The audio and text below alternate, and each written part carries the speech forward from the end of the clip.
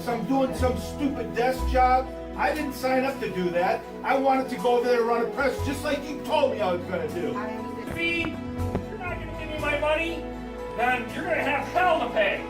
This is bullshit. Let's work together, Bill, and work through this to make sure we get you your shot.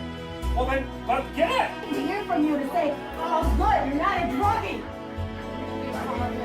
That's not helping me.